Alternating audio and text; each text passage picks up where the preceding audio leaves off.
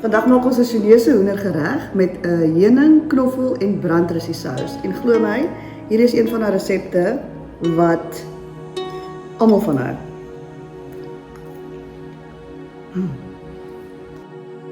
Gebruik 'n vleishammertjie en kap so 4 hoenderfilette sag en sny hulle op in reepies.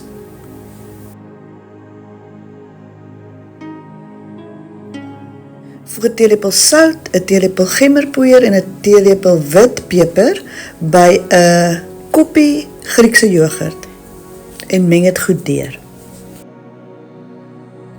Die yoghurt gaan nou by die hoender en jy kan dit in die yskas laat staan vir so 3 ure.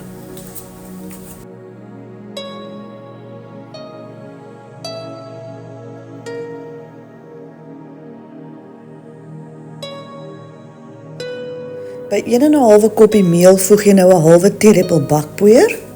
Daarby kom nou ook sout en peper, knoffelpoeier, 'n bietjie gedroogde timie, paprika en ook russie vlokkies.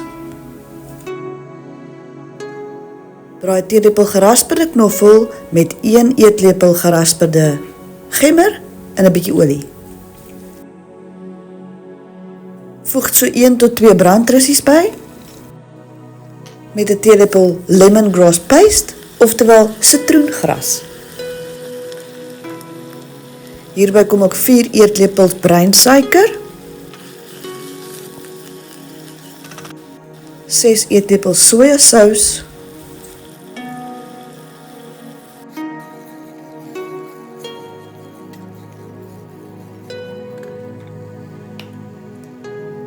en 4 eetlepels heuning. Roer die sousie goed en laat dit kook tot die suiker opgelos het.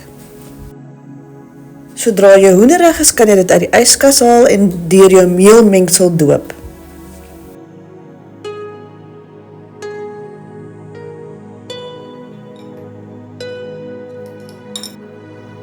Maak so 3 koppies olie warm in 'n pan en braai jou hoender tot dit gaar en goudbruin is. Jy kan die hoender verwyder uit die olie en een kant hou. Sodra jou rys gaar is, kan jy nou jou hoender warm maak in 'n skoon pan met jou heuning en sojasousie.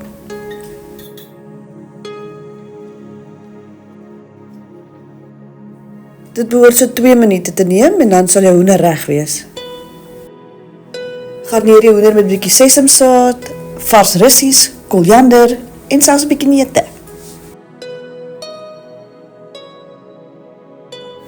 Ek hoop jy geniet hierdie maklike hoenderresep. Ons maak hom so gereeld.